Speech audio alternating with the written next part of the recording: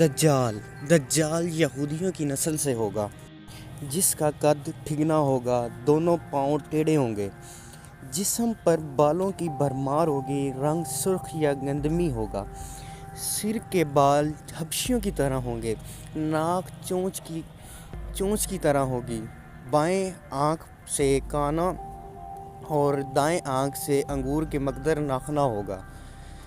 اس کے ماتھے پر کاف الف رے لکھا ہوگا جو ہر مسلمان بآسانی پڑھ سکے گا۔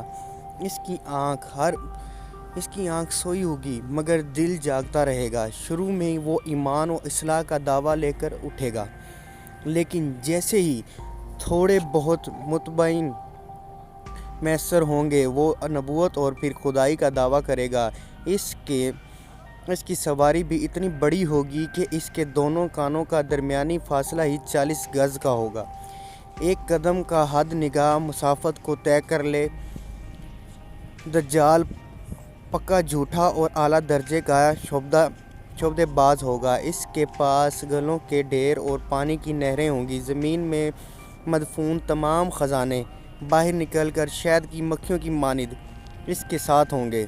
جو قبیلہ اس کی خدائی پر ایمان لائے گا، دجال اس پر بارش برسائے گا، جس کی وجہ سے کھانے پینے کی چیزیں اہل پڑیں گی، درختوں پر پھل آ جائیں گے۔ کچھ لوگوں سے آ کر کہے گا کہ میں تمہارے ماں باپوں کو زندہ کر دوں گا، تو تم کیا میری خدائی کا اقرار کرو گے؟ لوگ اس بات میں جواب دیں گے، اب دجال کے شیطان ان لوگوں کے ماں باپوں کی شکل لے کر نمودار ہوں گے۔ اور نتیجتاً بہت سے افراد ایمان سے ہاتھ دھو بیٹھیں گے۔ اس کی رفتار آندھیوں سے زیادہ اور تیز بالوں کی طرح رواں ہوگی۔ وہ کرشموں اور شعبے بازیوں کو لے کر دنیا کے ہر چپے کو روندے گا۔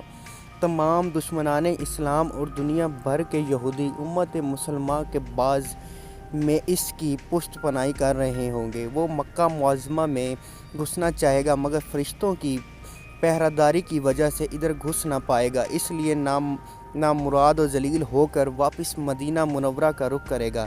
اس وقت مدینہ منورہ کے 7 دروازے ہوں گے اور ہر دروازے پر فرشتوں کا پہرہ ہوگا، لہٰذا یہاں پر بھی منہ کی کھانی پڑے گی۔ انہی دنوں مدینہ منورہ میں 3 مرتبہ زلزلہ آئے گا، جس سے گھبرا کر بہت سارے دین شہر سے نکل کر بھاگ نکلیں گے۔ باہر نکلتے ہیں دجال انہیں لقمہ ترکی کی طرح نگل جائے گا۔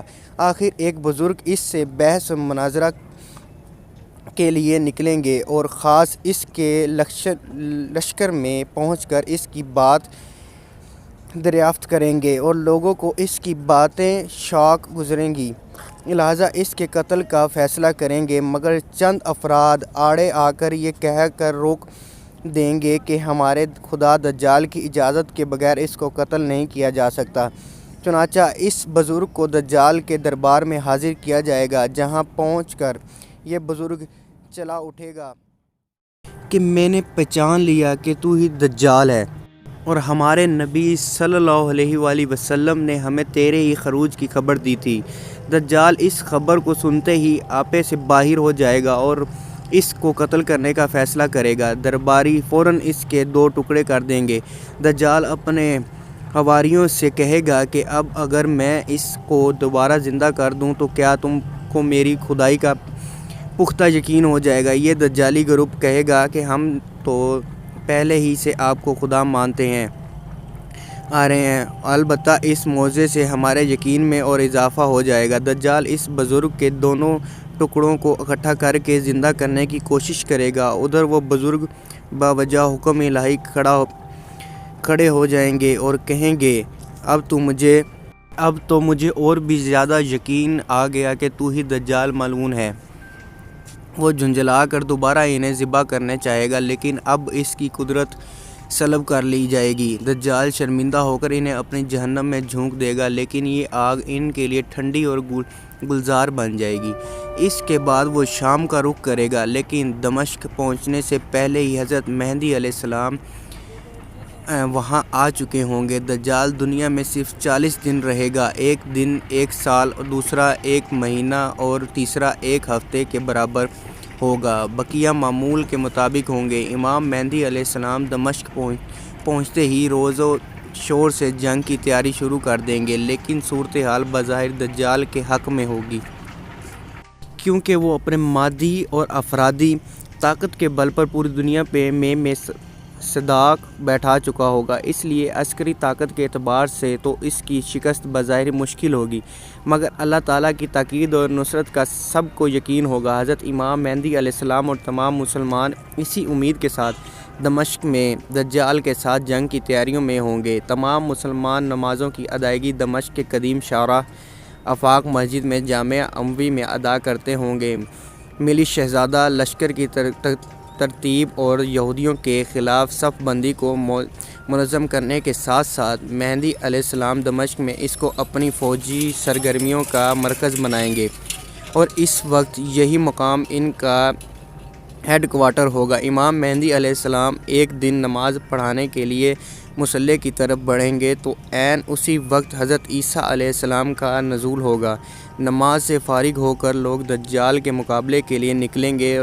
دجال حضرت عیسیٰ علیہ السلام کو دیکھ کر ایسا گھلنے لگے گا جیسے نمک پانی میں گھل جاتا ہے، پھر حضرت عیسیٰ علیہ السلام کے آگے بڑھ کر اس کو قتل کر دیں گے، اور حالت یہ ہوگی کہ شجر و حجر آواز لگائیں گے کہ اے روح اللہ، میرے پیچھے یہودی چھپائیں۔